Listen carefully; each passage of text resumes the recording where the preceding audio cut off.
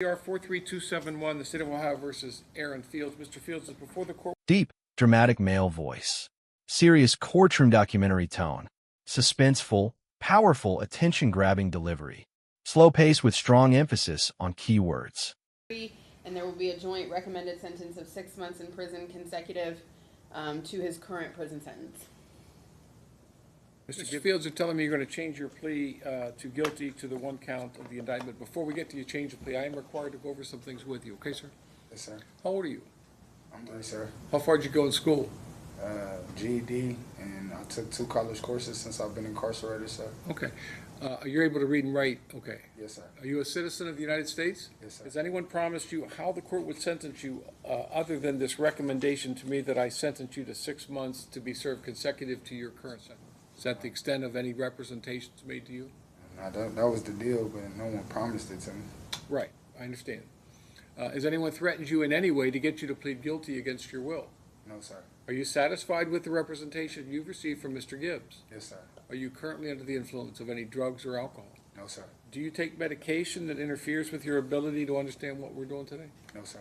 I have in front of me a document. It's called a change of plea. On the second page, on the line marked defendant, there is a signature. Did you sign this? Yes, sir. Did you read this and go over it with your attorney before you signed it? Yes, sir. And you believe you understand what it says? Yes, sir. This document says you're entering a plea of guilty to 1 count of aggravated possession of drugs as a felony of the 5th degree, and that carries a maximum penalty of 12 months in prison and a maximum fine of $2,500. Do you understand the maximum penalty? Yes, sir. You're also subject to a discretionary period of post-release control on this case. I think your current case is mandatory, Yes, sir. but I'm required to explain it to you. Okay. All right. Okay.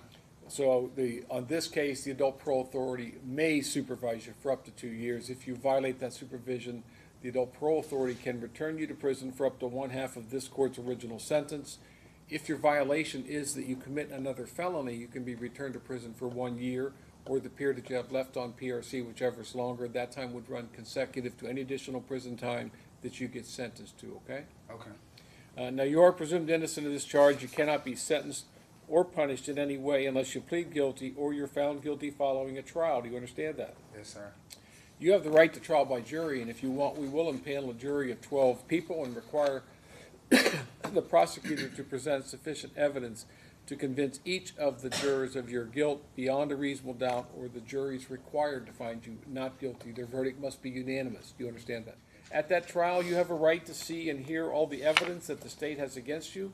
With the help of Mr. Gibbs, the right to confront and cross-examine each of the witnesses. Do you understand that? Yes, sir. I have a right to call witnesses on your behalf and in your defense. If any of those witnesses are reluctant to come, the court can force them to come by way of subpoena.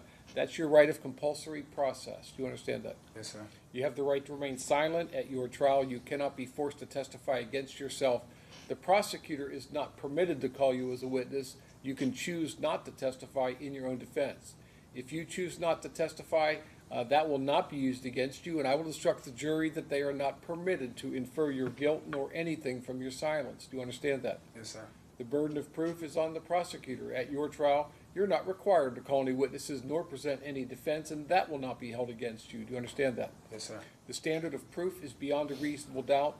That standard applies to each of the essential elements of the charge from the indictment. Do you understand that? Yes, sir. Now, you could also waive your right to a jury trial, but maintain all the other rights we've discussed, and you could try your case to the court. I, too, would have to be convinced of your guilt beyond a reasonable doubt, or would be required to find you not guilty. Do you understand that? Yes, sir. Do you feel like you understand each of these rights we've gone over? Yes, sir. Do you understand that when you enter plea of guilty, you'll be waiving all these rights? We're not going to have a trial. Right. This is how you want to proceed? Yes, sir. Okay. If this case would have proceeded to trial, the state would have proven that on or about March 6, 2025 at Warren Correctional Institution located in Turtle Creek Township, Warren County, Ohio, the defendant, who was an inmate at Warren Correctional Institution at the time, had his cell searched looking for contraband. A search of his person was also conducted in which he was found to be concealing a white object on his body. That substance came back as 5-fluoro-ADB, which is a synthetic cannabinoid. Mr. Gibbs, anything on those facts? Nothing further, Your Honor. Mr. Fields, did you hear the statement that she read? Yes, sir. Do you admit and acknowledge that what she said is true? Yes, sir. And again, you understand all the rights you're giving up entering a plea of guilty, the rights we discussed. Yes, sir. What is your plea? Guilty, sir. All right, the court will make a finding then that you've made a knowing, intelligent, and voluntary waiver of your constitutional rights that we have discussed. The court will accept your plea of guilty, and based upon the statement of facts in your plea, the court will make a finding of guilty. Ms. Nicholson, anything before I pronounce sentence? No, Your Honor, we just asked the joint recommended sentence of 6 months consecutive to his current sentence, which I believe has an earliest release date of May of 2035. Reagan Tokes? No, sir. Okay. Mr. Gibbs, anything? Your Honor, I would just like to note, well, again, we have agreed to this joint recommendation for the sentence, that Mr. Fields is taking many steps. He has attested to me over 50 different certificates. While he has been incarcerated, he's certainly looking to move past this and make the right steps forward for a productive future. Okay. Mr. Fields, is there anything you'd like to say, sir? I haven't had any trouble since this incident. It's been a year. I got rolled out to a higher level, and I've been up there about 13 months. I'm probably got about like 6 more months to do up there, and I haven't had any tickets or anything like that, sir. You know what I mean? Where I'm are taking you? programs Okay, where are you housed now? OSP, Okay. Ohio State Penitentiary, sir. Okay. And yeah, like I said, I've been up there 13 months, ticket free, staying out of trouble, working my levels, working my way back down, and I'm currently taking recovery classes up there, and I'm signing up for college again. Okay. All right. All right, the court has considered the statements made here today, the purposes and principles of sentencing, the relevance, seriousness, and recidivism factors. The court has also considered the agreed recommended sentence of the parties and finds it to be an appropriate sentence.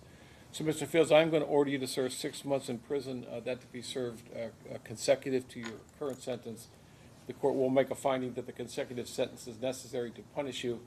It is not disproportionate to the conduct of the defendant, and this offense occurred while the defendant was already incarcerated in the Department of Corrections. You have 0 days jail time credit on this 6 months.